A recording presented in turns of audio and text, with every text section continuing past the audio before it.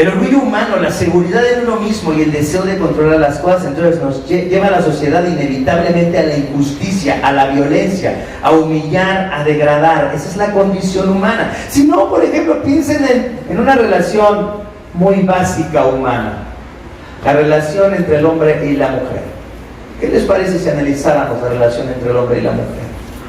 Y dijéramos, no, nosotros no somos tan malos, tan opresores como esas personas escritas ahí.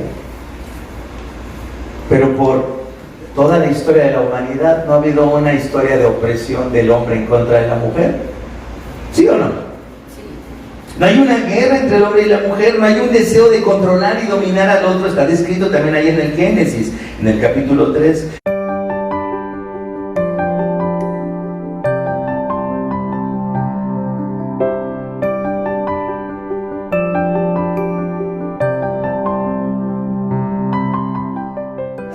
Que se llama El pueblo de Dios, la manifestación de su gloria. Esta serie en Isaías que se llama El pueblo de Dios, la manifestación de su gloria. Y vamos a leer entonces el capítulo 2 de los versículos 6 al 22. Isaías capítulo 2 de los versículos 6 al 22. Dice así: Has abandonado a tu pueblo, a los descendientes de Jacob, porque están llenos de astrólogos de oriente, de adivinos como los filisteos, y hacen tratos con extranjeros. Su tierra está llena de oro y plata, y sus tesoros son incalculables. En su tierra abundan los caballos, y sus carros de guerra son incontables. Su país está lleno de ídolos. El pueblo adora la obra de sus manos, lo que han hecho con sus propios dedos. Al hombre se le humilla, a la humanidad se le degrada. Imposible que los perdones. Métete en la roca y escóndete en el polvo ante el terror del Señor y el esplendor de su majestad. Los ojos del altivo serán humillados y la arrogancia humana será doblegada. En aquel día solo el Señor será exaltado. Un día vendrá el Señor Todopoderoso contra todos los orgullosos y arrogantes, contra todos los altaneros para humillarlos, contra todos los cedros del Líbano, arrogantes y erguidos, contra todas las encinas de Basán, contra todas las montañas altivas, contra todas las colinas erguidas, contra todas las torres altas, contra todo muro fortificado, contra todas las naves de Tarsis, contra todos los barcos lujosos. La altivez del hombre será abatida y la arrogancia humana será humillada. En aquel día solo el Señor será exaltado y los ídolos desaparecerán por completo. Los hombres se meterán en las cuevas de las rocas y en las grietas del suelo ante el terror del Señor y el esplendor de su majestad, cuando Él se levante para hacer temblar la tierra. En aquel día la gente arrojará a los topos y murciélagos los ídolos de oro y plata que había fabricado para adorarlos. Se meterá en las grutas de las rocas y en las hendiduras de los peñascos ante el terror del Señor y el esplendor de su majestad, cuando Él se levante para hacer temblar la tierra. Dejen de confiar en el hombre, que es muy poco lo que vale. Su vida es un soplo, nada más. Esta es la palabra del Señor. Y bueno, esta es la segunda parte del capítulo 2 del libro de Isaías. Y entonces, después de esa primera parte del capítulo 2, en donde hay una visión de una restauración, de un futuro mejor, vuelve Isaías aquí y presenta un oráculo, es decir, una profecía de juicio, y describe la condición del pueblo de Judá, del pueblo que vivía en Jerusalén. Y fíjense, una cosa que tenemos que pensar mientras analizamos este texto es que Isaías ministró durante el reinado del rey Usías, y se dice que el rey Usías por lo menos habrá gobernado unos 52 años en Jerusalén, y que en este tiempo, en estos 52 años, había resurgido el poder de los israelitas. Era una pequeña época de oro, otra vez después de las divisiones que vinieron después de la muerte del rey Salomón. Con el rey Usías, Judá y especialmente la ciudad de Jerusalén estaban en una época de gran abundancia, y es en esta época en la que viene la acusación del profeta Isaías contra el rey Usías, contra el pueblo de Judá y contra la ciudad de Jerusalén. Fíjense algo muy importante, se describe al pueblo de Israel en una condición realmente de mucha prosperidad. ¿Están de acuerdo? Dice que la tierra estaba llena de oro y plata, sus tesoros eran incalculables, y en la tierra abundaban los caballos y los carros de guerra son incontables. Esta es una profecía de juicio en contra de cómo están viviendo los de la tribu de Judá, y especialmente contra el rey. Porque si vamos al Antiguo Testamento, estamos en el Antiguo Testamento, pero si vamos a la ley de Moisés, cuando los israelitas querían tener un rey, se les dijo lo que el rey no debería de hacer nunca. En Deuteronomio capítulo 17, Deuteronomio capítulo 17, versículos 16 al 17, hoy se me está leyendo la traba mucho.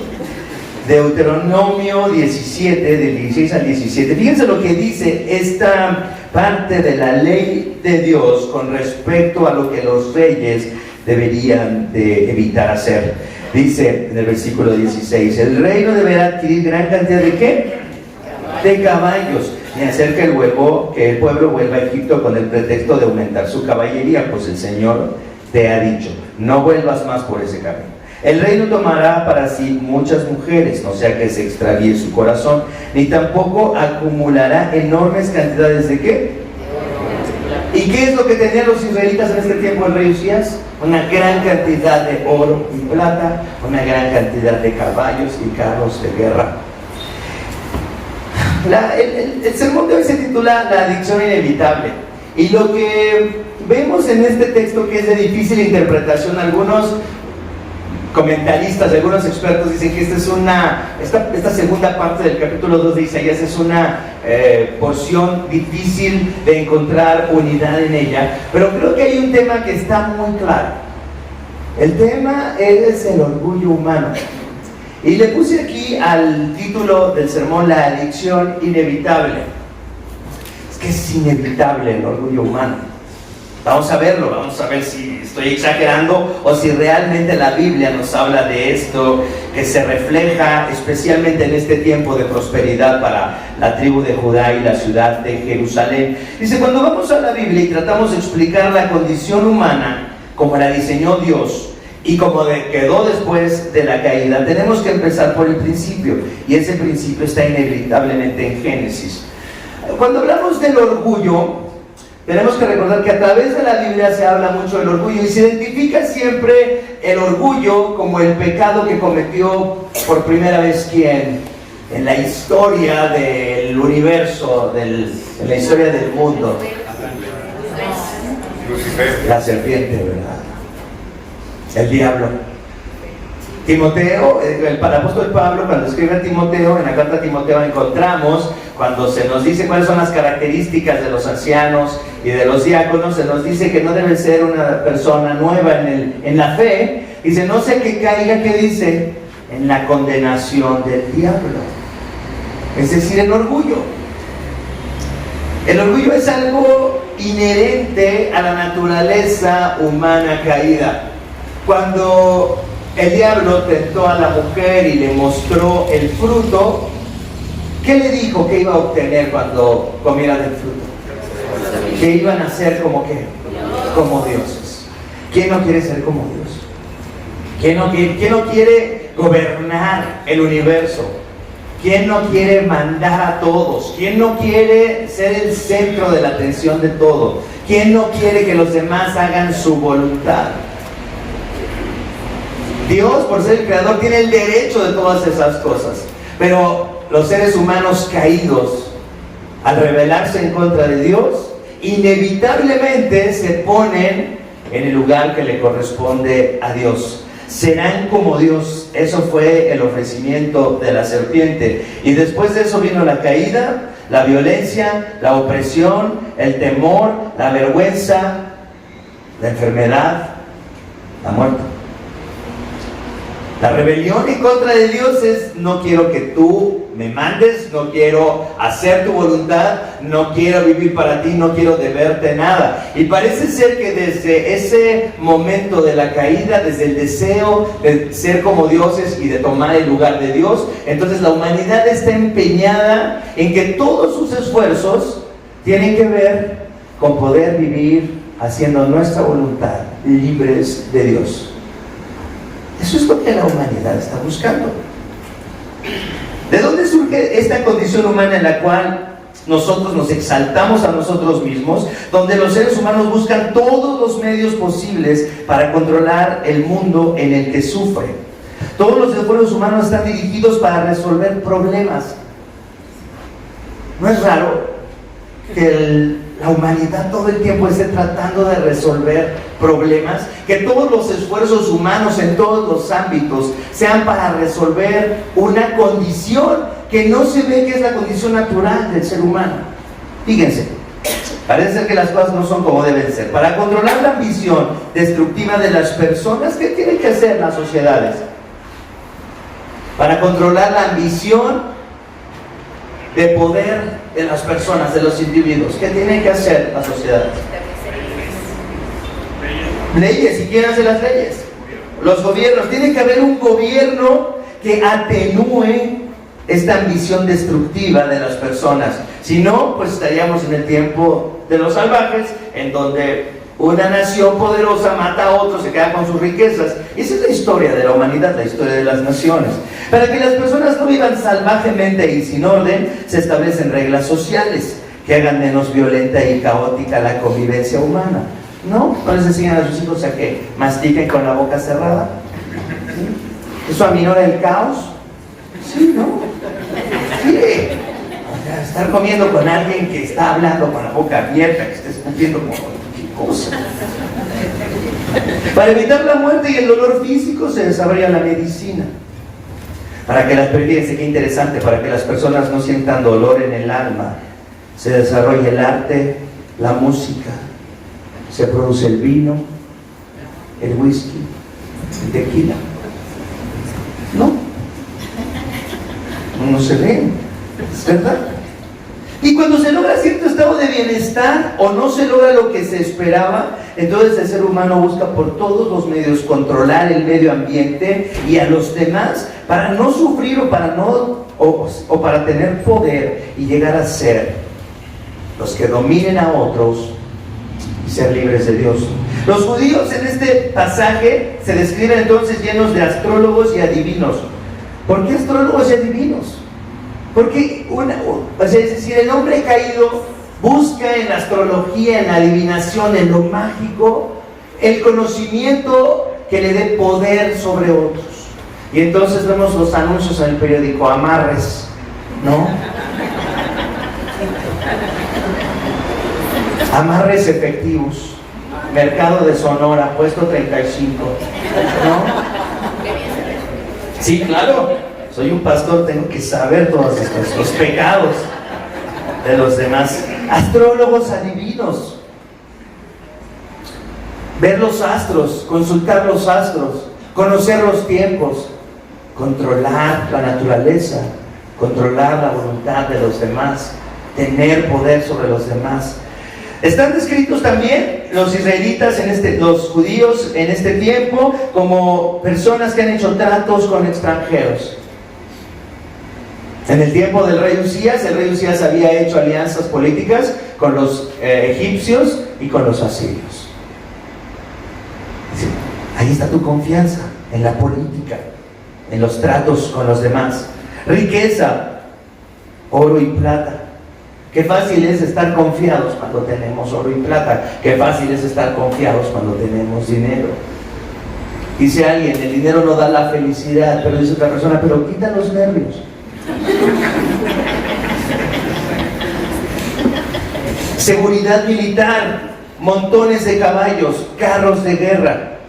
Así están descritos los judíos en este tiempo. Y además, lleno el país de ídolos. Su país está lleno de ídolos. El pueblo adora la obra de sus manos, lo que han hecho con sus propios dedos.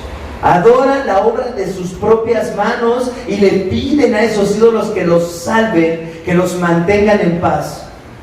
¿Se dan cuenta cómo el origen del orgullo, el origen de una vida independiente de Dios, se refleja en todas estas cosas? La búsqueda incesante de riqueza, de poder, de dominio sobre los demás, de conocimiento para poder controlar el medio ambiente y a los demás. Es decir, si lo más importante de la vida humana es lograr lo que cada quien desea, si la naturaleza caída se refleja en la realización de nuestros deseos, entonces todo lo que prometa ayudarnos a lograrlo se convertirá en el centro de nuestras vidas. La política, la búsqueda de la riqueza, la adivinación, la astrología, la seguridad militar y la idolatría. Todo lo que nos permita vivir siendo independientes de Dios y todo lo que nos permita evitar las consecuencias de nuestro pecado se convierte en el centro de la actividad humana. ¿No es interesante que todas estas cosas descritas aquí acerca de los judíos del siglo 8 antes de Cristo sean exactamente los mismos vicios y las mismas manifestaciones culturales de todas las culturas y de todas las civilizaciones? Búsqueda de la riqueza. ¿Había ricos en el Oriente, en la China antigua? Siempre han habido personas que están en la clase alta y que oprimen a los demás y que tienen todas las riquezas y que desarrollan poderío militar para dominar a otros. Nuestra preciosa nación, donde vinieron los malvados españoles a corromper ese precioso paraíso de paz donde vivían todos los indios en armonía con la naturaleza.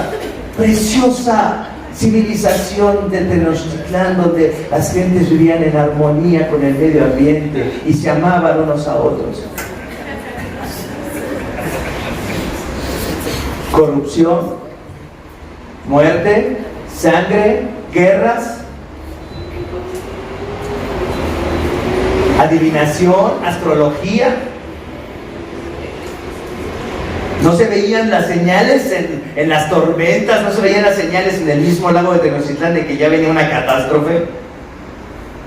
Astrología, adivinación, poderío militar. Estas características que describen a los judíos del siglo 8 antes de Cristo son las características que se pueden encontrar en toda la humanidad, en todos los tiempos, en todas las culturas. Cuando los israelitas iban a la tierra de Canaán, se les dijo claramente que no podían practicar estas cosas. Fíjense lo que les dijo Dios en Deuteronomio 18, del 9 al 13.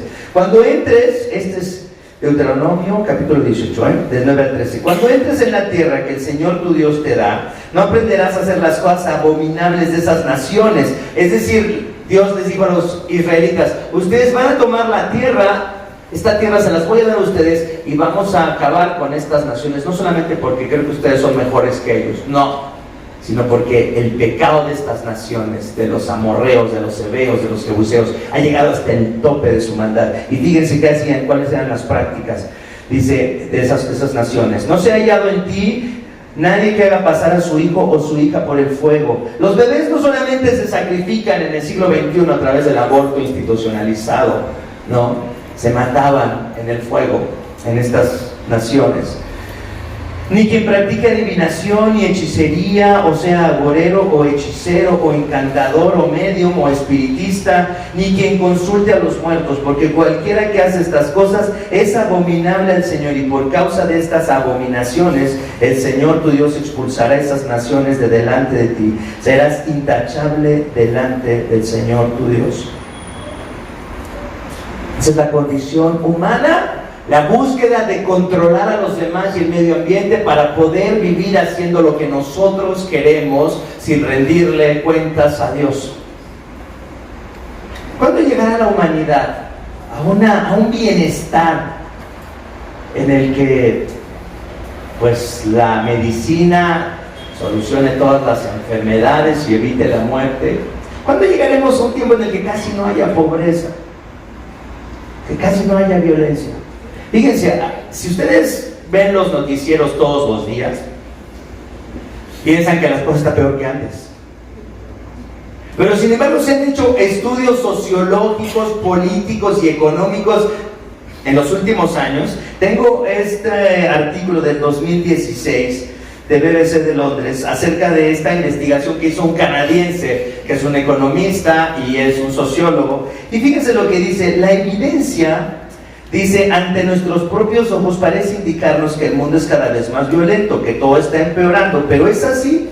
No, responden con seguridad muchos investigadores. De hecho, constituye toda una corriente nueva a la que cada vez se unen más pensadores y políticos, pero no es lo que vas a ver en el programa de Denise Merker, ni en el noticiero de San Joaquín López Dóriga, ni con Carmen Aristegui. No vas a oír esto. Tú vas a oír que todo está súper mal, que la humanidad va al desastre. Pero fíjense lo que dicen estas personas, estos científicos. Uno de estos científicos que más ha ayudado a divulgar y debatir esta idea de que las cosas no están empeorando, sino están mejorando, es Steven Pinker, es canadiense, y dice que publicó desde el año 2011 un libro que se llama Los ángeles que llevamos dentro. Una pésima traducción porque el nombre original es The Better Angels of Our Nature, lo mejor de los ángeles de nuestra naturaleza, que también está horrible esta traducción. Dice, donde afirma que en el pasado el mundo era muchísimo peor.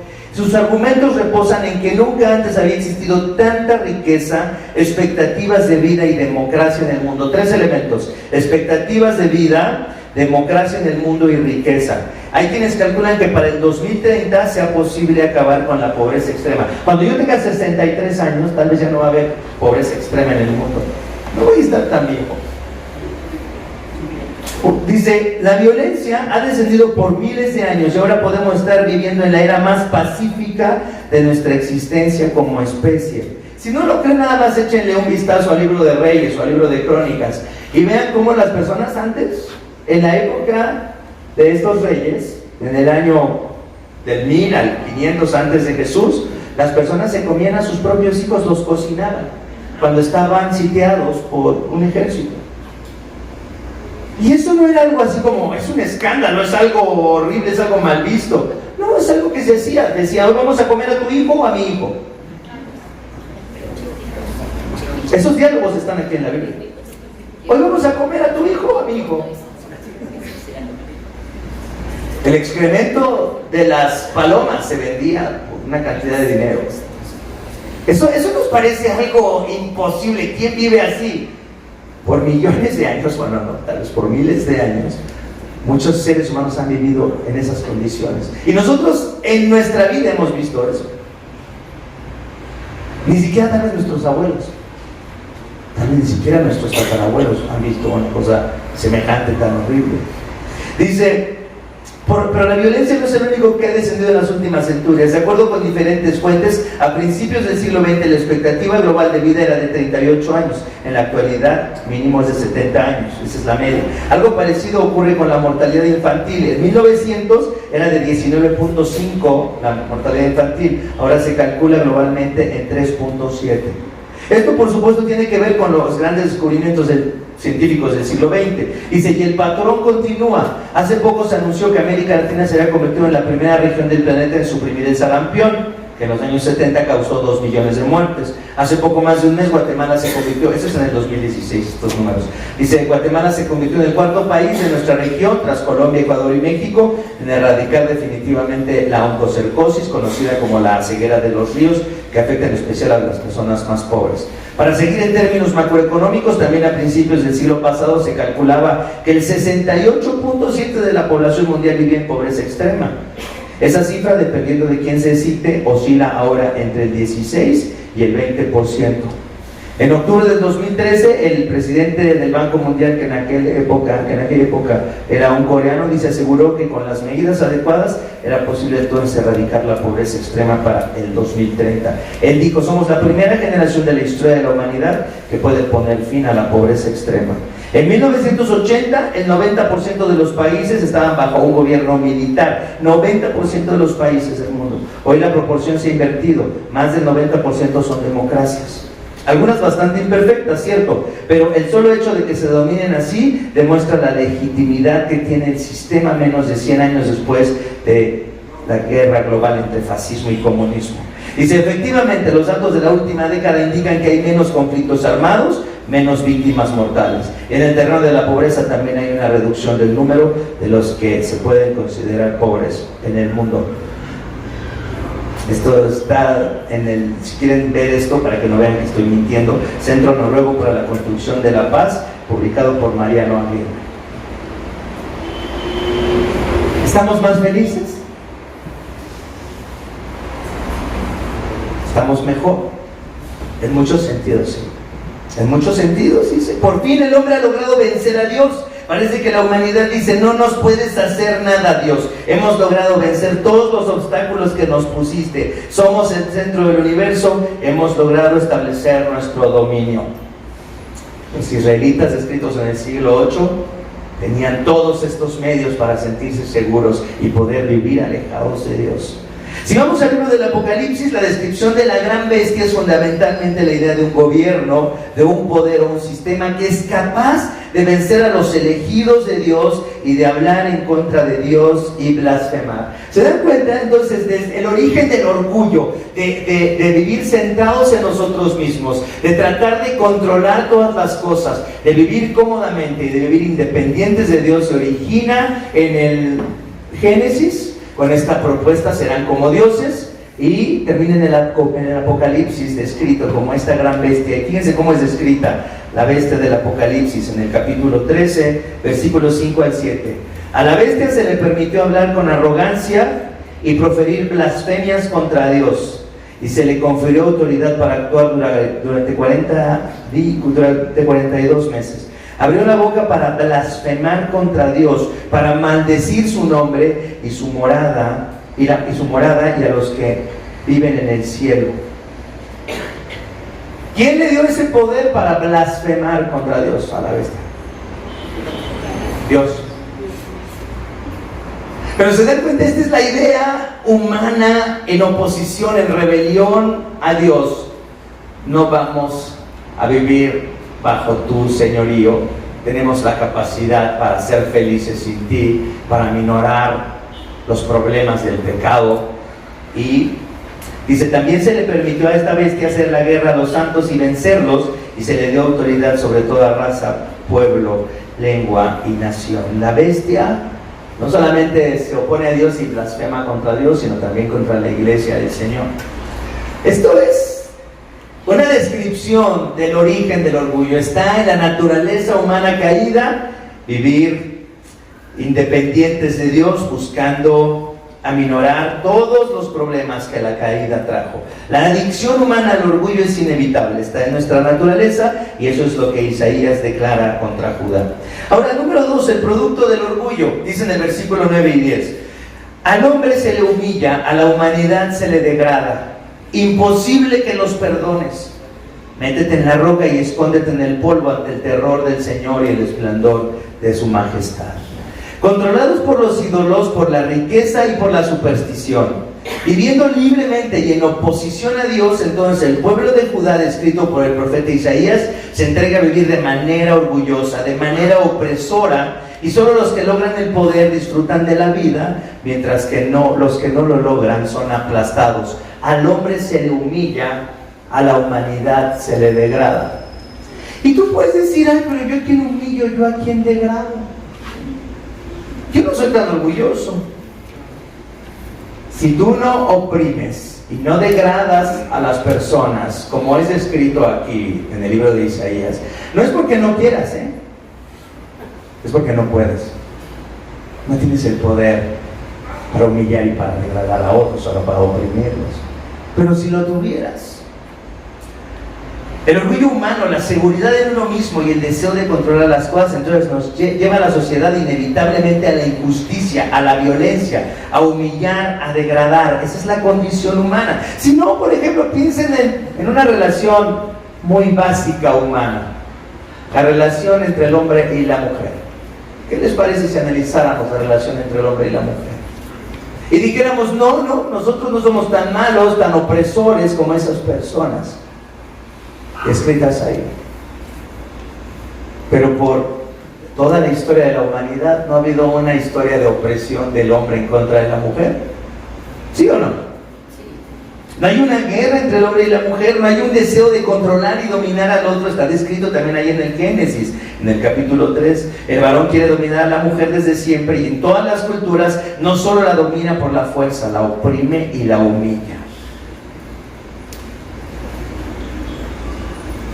Alguien puede decir, no, yo no soy opresor, yo no soy un orgulloso, yo no tengo ningún poder para hacerlo. Se hace aún en las relaciones más fundamentales humanas. ¿Qué les parecen estas frases? Las mujeres como las escopetas, cargadas y detrás de la puerta. A la mujer ni todo el amor ni todo el dinero. Hijos de mis hijas, mis nietos serán. Hijos de mis hijos en duda estarán.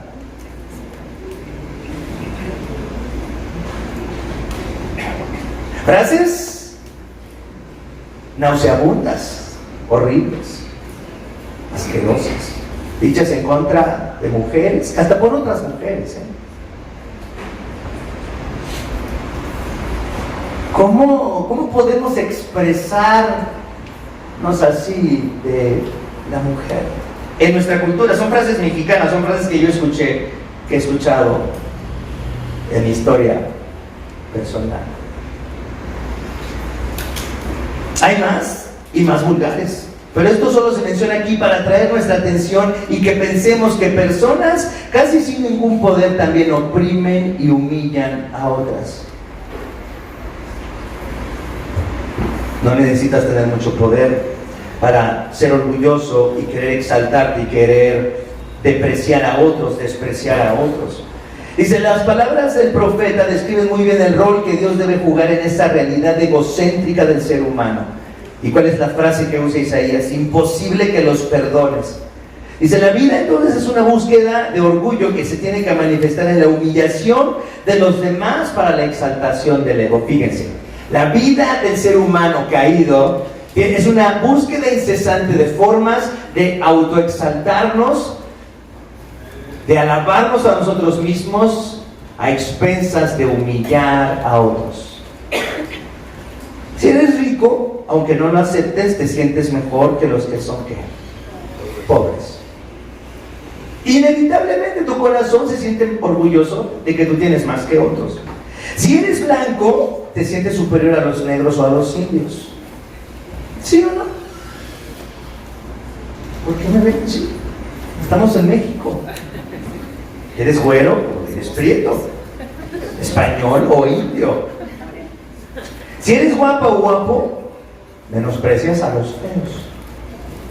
Aunque no lo digas, lo piensas, lo sientes.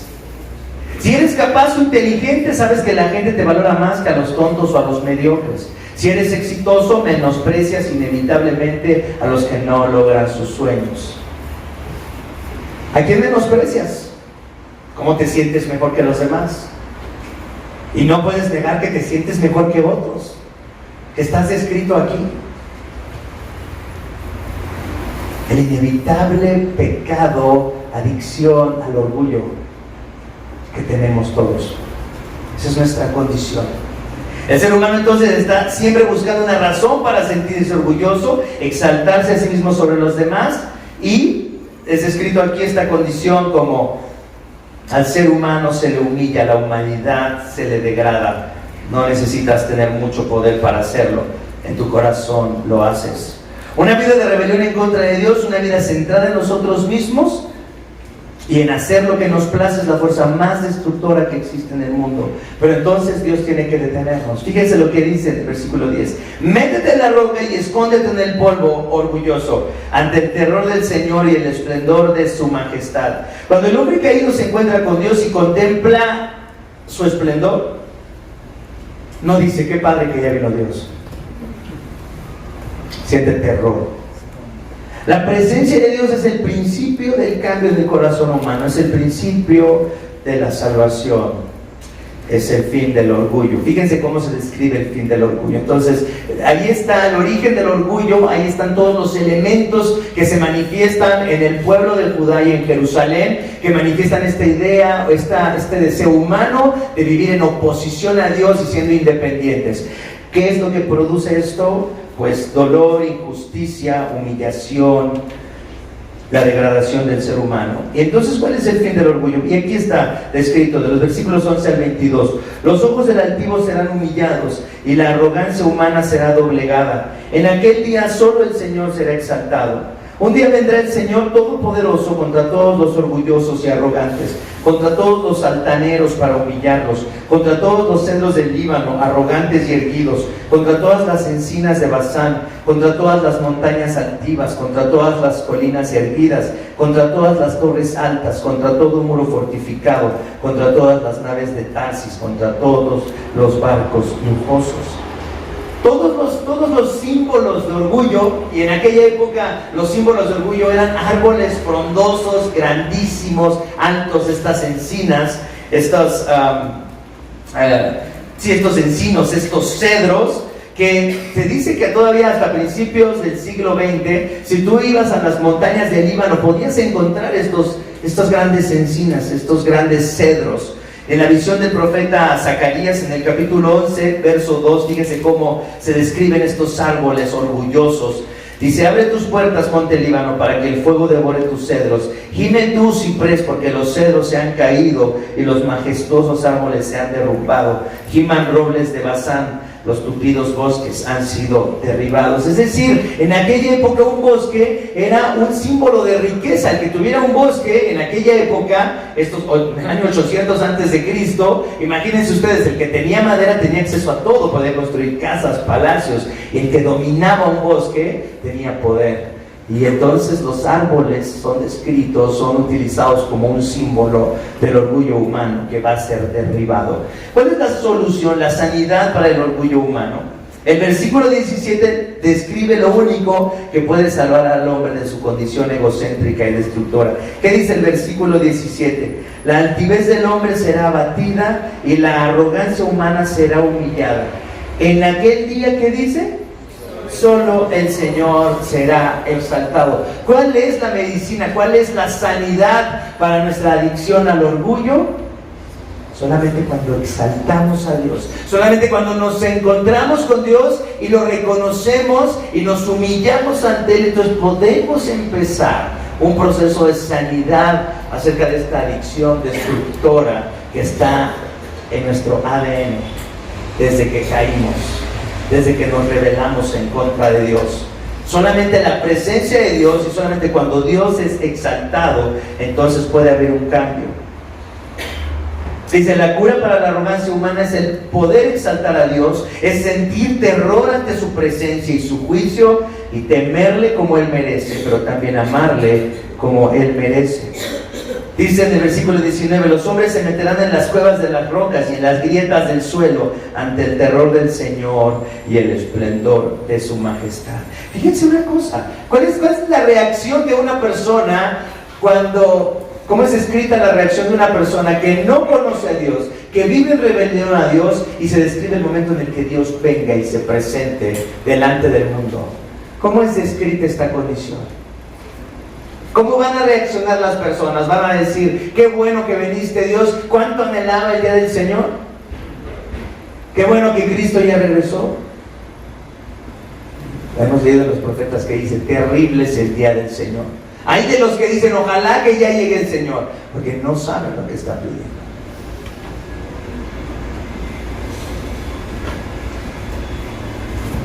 Dice: los hombres entonces se meterán en las cuevas, en las grietas del suelo, dice, ante el terror y el esplendor de la majestad de Dios. En aquel día la gente arrogará a los topos y murciélagos los ídolos de oro y plata que había fabricado para adorarles. ¿A quiénes les van a aventar los ídolos de oro y plata, los dioses? Lo más valioso, ¿a quién se lo van a aventar? ¿A quiénes? A los topos y a los murciélagos, a los seres más inmundos que se les puede imaginar. Ahí se va a aventar estos ídolos que no sirven de nada. Finalmente, ante la presencia y la majestad de Dios, ante el terror del santo, entonces los ídolos van a ser arrojados así, sin ningún valor. Nadie va a esperar en sus ídolos. Dice: Dios mismo entonces tiene que presentarse en forma gloriosa para hacer que el corazón humano se arrepienta de su locura, orgullo y vanidad. Los judíos descritos aquí en el libro de Isaías Solo cambiarán cuando el Señor se manifieste a ellos en toda su grandeza, en toda su gloria. Solo en el momento de la contemplación de la gloria de Dios, los judíos podrán dejar atrás sus idolatrías, su tonta ilusión de seguridad. Y esta mañana tengo que preguntarte, ¿dónde está tu tonta ilusión de seguridad? ¿Dónde está tu tonta ilusión de seguridad? ¿Dónde está su tonta ilusión de seguridad?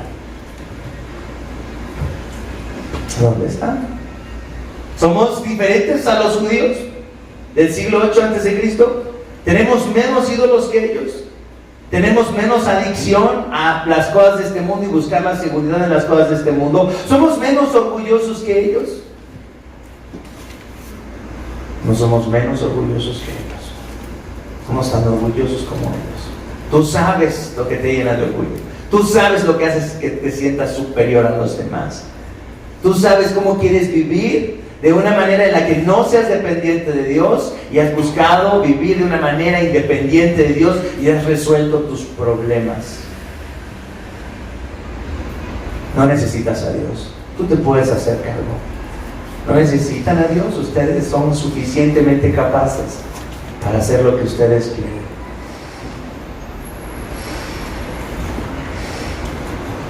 ¿Hasta cuándo confiaremos en lo creado y en las criaturas antes que el Creador? Fíjense cómo termina diciendo el profeta: dejen de confiar en el hombre, que es muy poco lo que vale. Su vida es un soplo nada más.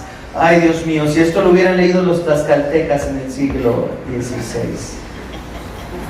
Si esto lo hubieran sabido los alemanes en 1932. Si esto lo hubieran tenido en mente los seguidores de Charles Manson en 1969. Si esto lo hubieran sabido los venezolanos en 1999, o los que votamos por Fox en el 2000. ¿Hasta cuándo confiaremos en lo creado? ¿Hasta cuándo pondremos nuestra esperanza en los seres humanos? Fíjate cómo dice el Señor: es muy poco el hombre lo que vale, su vida es un soplo nada más. Hasta que venga el Señor en toda su gloria y nos tengamos que meter en las peñas, hay una solución mejor. No es tan tarde. El profeta Isaías dice que hasta que los hombres veamos el esplendor de la majestad del Señor, hasta que veamos su gloria, no podremos cambiar. Por eso Dios, para no destruir a los que ama, como a las encinas de Basán, envió a su Hijo en forma de semejanza humana. Y dice San Juan, así, fíjense cómo describe esta aparición: y el Verbo se hizo hombre y habitó entre nosotros. Y hemos contemplado que es su gloria, la gloria que corresponde al Hijo unigénito del Padre, lleno de gracia y de verdad. Pero en lugar de huir y de querer meternos en las hendiduras de las peñas, en las grietas, para huir aterrorizados de Dios, Dios nos ha enviado a su Hijo Jesucristo, a un bebé que nació en un pesebre, invitándonos a que nos acerquemos a Él, a que nos arrepintamos y a que dejemos nuestro tonto orgullo y nuestras tontas ilusiones de seguridad. La propuesta de Dios es esta: cambien su tonta gloria, cambien sus vanas ilusiones de seguridad por mi amor. Aquí les mando a mi Hijo para que sepan que los amo, para que sepan que la salvación no está en humillar a los demás y exaltarse a ustedes mismos, sino en saber que son amados, que son perdonados, aunque no merecen el perdón, y que por causa de mi Hijo pueden conocer mi gracia. Cristo es el fin de toda la arrogancia humana, del orgullo. Él dice en Mateo capítulo 11, verso 28: vengan a mí todos ustedes que están cansados y agobiados, y yo les daré descanso. Carguen con mi yugo y aprendan de mí, pues yo soy apacible y ¿qué? Y humilde de corazón. Cristo es el fin del orgullo. Lo que nos tiene enfermos, enojados, divididos, en pleitos, en contiendas, en violencia, es el orgullo personal. Es el deseo de exaltarnos a nosotros mismos. Pero dice Cristo: aprendan de mí, que soy humilde de corazón, encontrarán descanso para su alma. El fin del orgullo entonces es la humildad de Cristo. Solo en Él, en su vida, en su muerte y en su resurrección, podemos hallar el verdadero descanso para nuestras almas. ¿Renunciaremos a nuestra adicción al orgullo? Qué difícil hacerlo. Solamente si te encuentras con la gloria del Señor. puedes escapar de esa adicción. Y en Cristo está la gloria de Dios que no nos destruye, sino que nos invita a acercarnos a Él. Pongamos nuestra confianza en la gloria de Dios manifestada a su pueblo en Cristo. Vamos a orar. Padre Santo, te agradecemos en esta tarde, porque nos recuerdas nuestra condición humana caída, nos recuerdas esta silenciosa adicción al orgullo, a querer exaltarnos a nosotros mismos, a querer vivir haciendo nuestra voluntad, haciendo lo que queremos, diciendo lo que queremos, logrando lo que queremos, humillando a los demás, aunque sea en nuestros corazones, despreciando a los demás desde nuestros corazones. Padre, qué actitud tan horrible, destructiva y violenta. Pero Padre, gracias porque nos has enviado a tu Hijo, que nos ha mostrado tu gloria, sin que nos destruya, sin que huyamos aterrorizados de esa gloria. Gracias por enviarnos un Salvador que es Cristo Jesús, que nos dice que vengamos a Él, que descansemos en Él, porque Él es humilde, lo que nosotros no podemos ser. Padre, gracias por la salvación que hay en Cristo.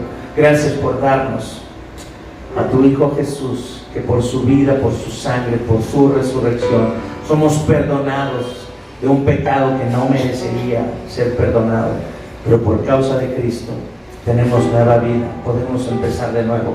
Trae un arrepentimiento profundo en nuestras vidas y una convicción profunda de que hay una salvación y un perdón reales en Cristo, que eso nos permita cambiar, que eso nos permita transformar nuestras relaciones con los demás. Ayúdanos, Padre, queremos honrarte, vivir para ti.